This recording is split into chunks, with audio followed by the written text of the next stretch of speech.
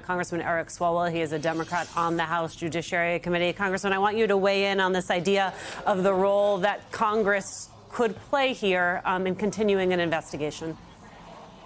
Well, what's crazy about the whole Epstein thing is that Democrats are screaming about inflation and losing our rights. And it's actually Republicans in my district who are going nuts over wanting these files released. I've never seen anything like it. And so I think what it is that they've put up with Trump's BS for so long that they've just snapped, that he feels a sense of betrayal, as Michael alluded to. So the way Democrats see it is this. Obviously, Donald Trump is not going to release this. Elon Musk has told us why. Kash Patel is not going to be fired by Donald Trump. He's just going to go all in for him and help bury these files beneath the earth. Republicans, though, who don't work for Donald Trump, who are their own branch of government in Congress, they have a subpoena power.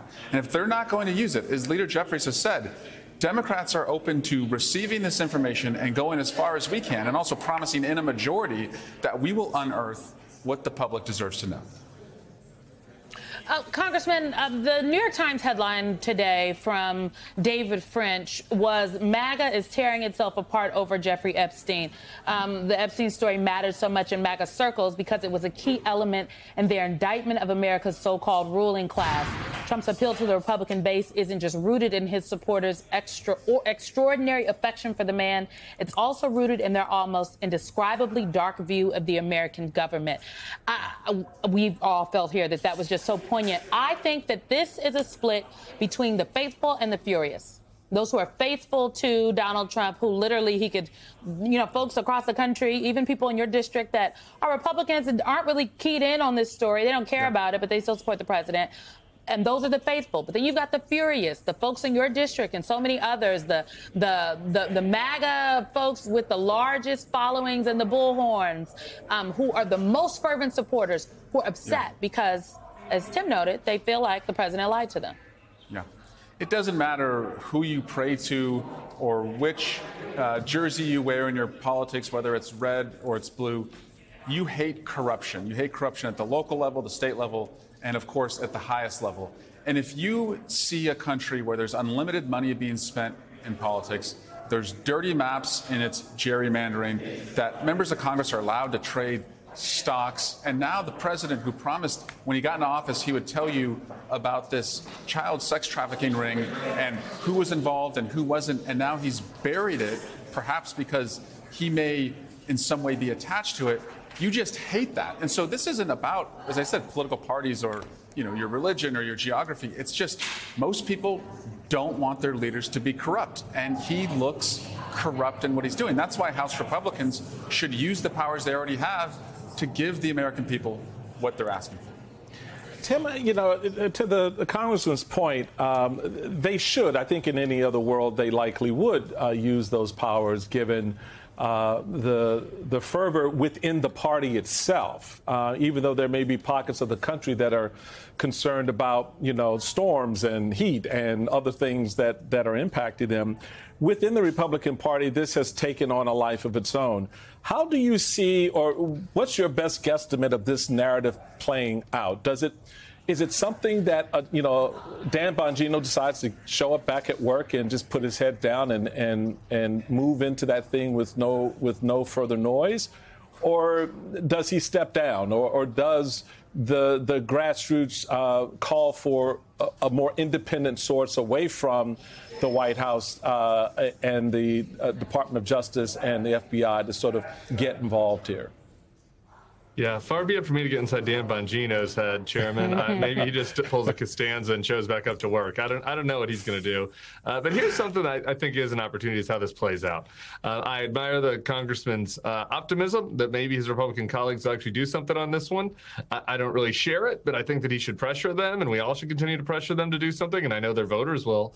Here's where I think it's vulnerable, where it plays out, is I think Fox will stop talking about this. We've already heard that today. They'll get in line. The MAGA, the Trump sycophants will get in line on this and move on.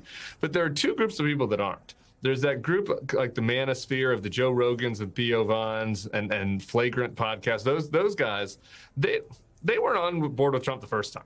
Like, they've got on late, and they truly cared about this Epstein story and covered it and talked about it to all their followers for years, they're not just going to stop talking about it now. And they've been mocking Trump, if you listen to those shows over the last few days, for trying to play them like fools. So that group's going to keep talking about it.